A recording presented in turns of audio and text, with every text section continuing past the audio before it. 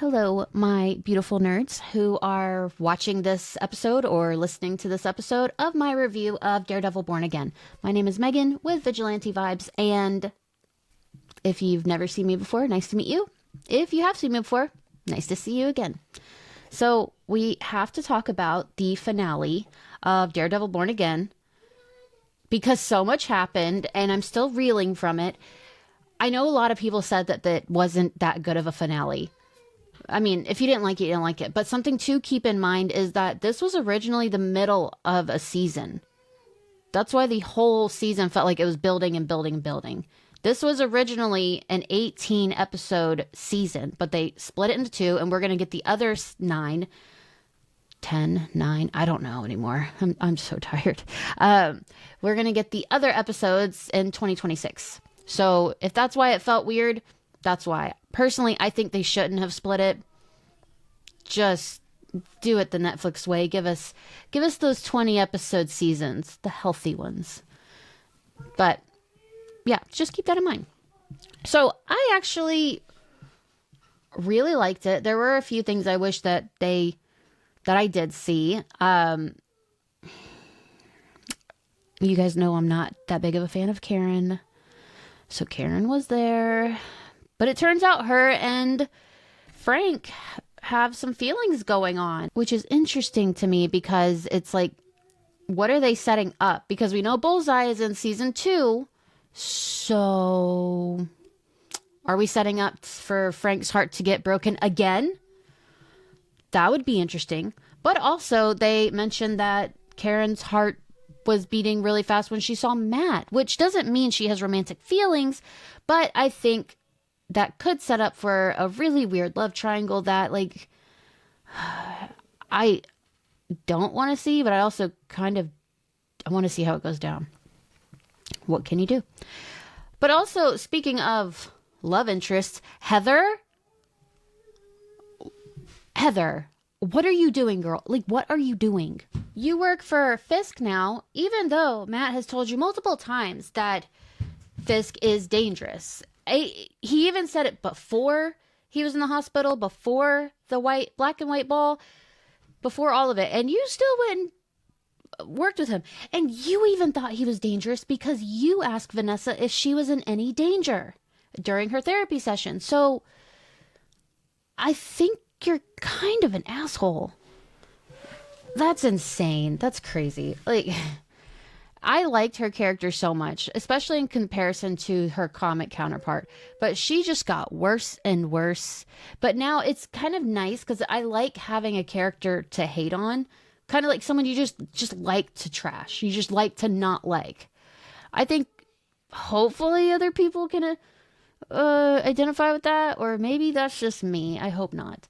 But what can you do? But there's so much that happened. So much. Easter eggs galore. Like, when there's a flashback where Vanessa hires Bullseye to take out Foggy, and it shows that Fisk got off the hook in the end, and thanks to a bunch of corrupt FBI agents in Daredevil Season 3, the Netflix series. They also gave a nod to Agent Nadeem, R.I.P. He was a key guy in the FBI who ended up teaming up with Daredevil to go after Fisk in the end. But, like, he was pulled in multiple directions in that season. And then he died.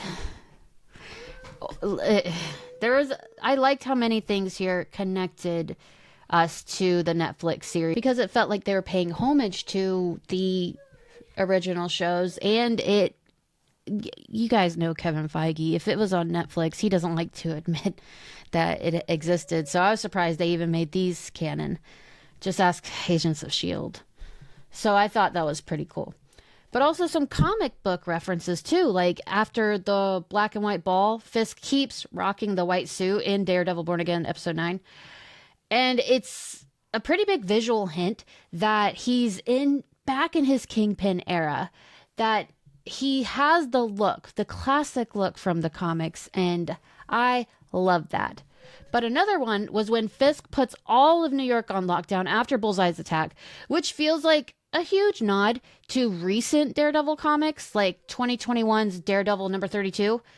Bullseye went on a unaliving spree across Manhattan, and things got so bad the whole city was shut down. People were scared to even step outside while the cops and Elektra, who's Daredevil, tried to stop him and his two clones. Very, very fun. There's just, man.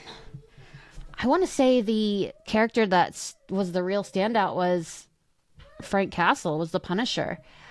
Can we get a whole show that's just about Frank and Matt's frenemy ship? Like, I feel like we always talk about characters who are love interests who have great chemistry, or it's Foggy and Karen and Matt. Their chemistry is amazing. But we never talk about Frank Castle and Matt Murdock's chemistry. Like Charlie Cox and John Bernthal. They have fantastic chemistry. And it showed in this episode the most, I think, especially with that fight in the apartment when they were fighting off all of the task force. It showed very, very well. That was a great scene. That was a great fight scene. I really, really enjoyed that. And all while Matt Murdock had a gunshot wound. So you know he was feeling every bit of that fight. I like so much, but there were parts that I had to close my eyes for, because if you guys didn't know, I cannot handle blood. I am such a wimp when it comes to blood. I can't do it. I get so sick.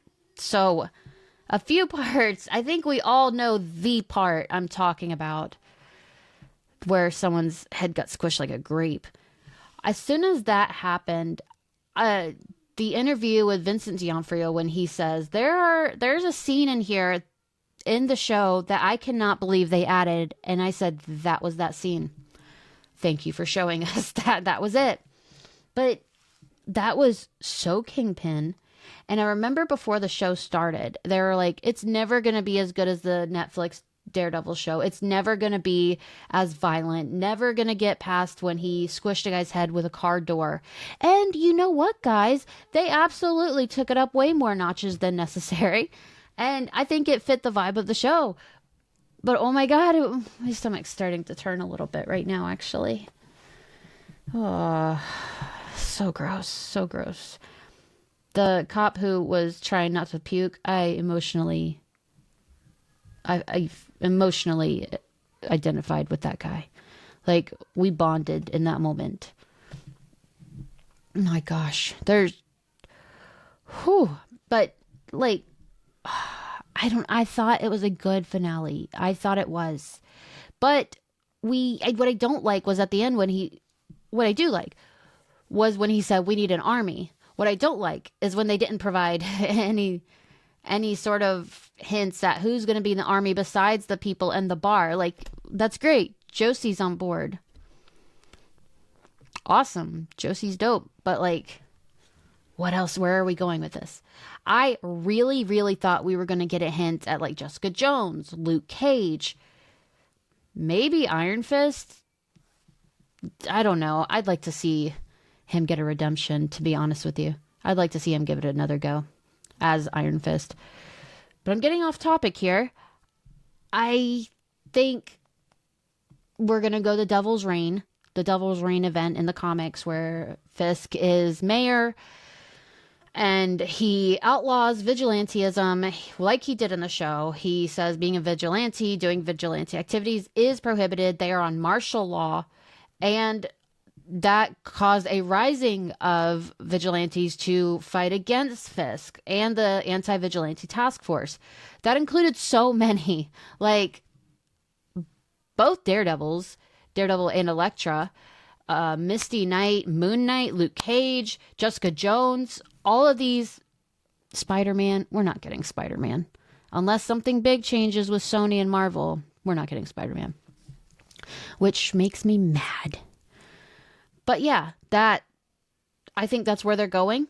I think this would be a great time to bring in the Defenders, especially Luke Cage, because by the end of Devil's Reign, Fisk goes to jail and it becomes Mayor Luke Cage.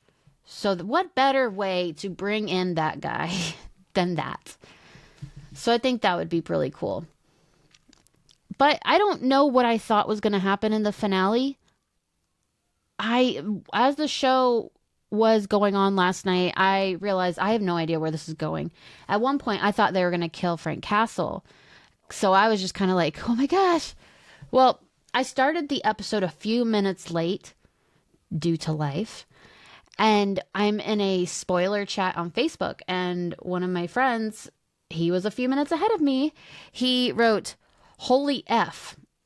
And I was like, that was at the point when the task force was beating on Frank Castle, just tearing him a new one there.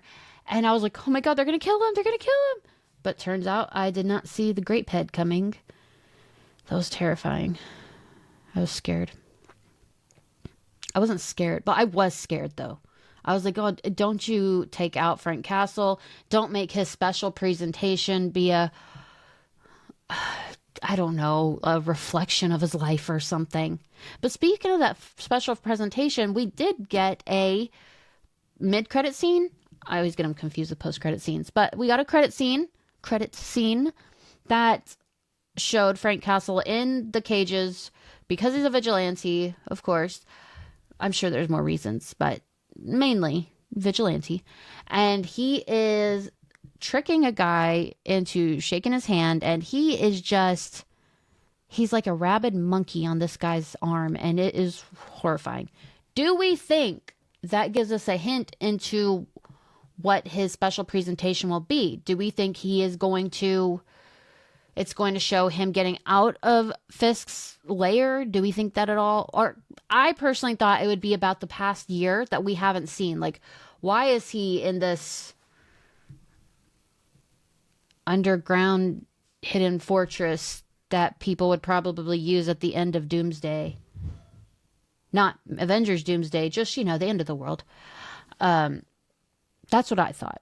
I thought it would like catch up from when we last saw him to when we first saw him in Daredevil Born Again. But this could also be an option too. So I don't know. So I think it's safe to say we are back in the Kingpin era. I also think it's safe to say we're back in the Daredevil era. We saw so much that set up a lot of great stuff. Hopefully, go Devil's Reign, because that would be awesome. But they gave a lot. Throughout this whole season, they gave so much. And I'm so grateful to Charlie Cox and Vincent D'Onofrio, because they were the ones that complained. They were the ones that said, we don't like where the show's going. The fans will not like where the show is going. We want Kevin Feige to watch what is already filmed. And that's when Kevin Feige, he fired the creative team. He hired a new creative team to revamp everything. They kept a few things in, but that's fine, I guess. So this just showed that they genuinely care about the characters, about the story, about the fans.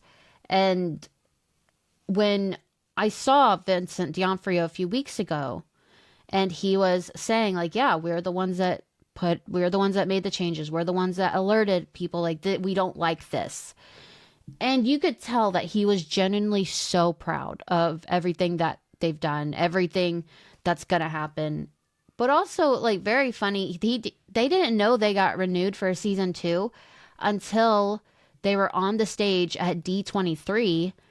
And you can see in the video when Kevin Feige says, and season 2 or something of that nature. And you can see Matt and Vincent just kind of like look at each other. Like, what is he talking about? I thought that was kind of funny, but also like, yeah, I thought it was always there was going to be a season 2 because the season was split. But what do I know? I'm just here to talk about things. And sometimes people listen, sometimes people don't. I don't really care. But I am really sad it's over. I don't really know what I'm going to do with my Tuesday nights or my Wednesday afternoons, because this is all I've been doing for like 6 weeks, I guess. I'm going to miss talking to you guys about Daredevil. Figure something else out to do, but that's fine. But, I mean, I just can't believe it's over. It started so quick. Like, I feel like it went very, very quickly. I'm just rambling now, so there's no reason to keep listening to me. Please be sure to like and subscribe. Make sure you subscribe so you don't miss any more of these reviews for whatever comes next. I think the next show is Ironheart. Yeah, in June. We have Thunderbolts in May, Ironheart in June, Superman, which I'm so excited about, and Fantastic Four in July. And then I think it's Eyes of Wakanda. Oh, I don't know. I stayed up so late and got up so early. My brain is mush. But we're also supposed to be getting a Fantastic Four and an Ironheart trailer very soon. So I'll review that too. So, like always, have a marvelous day.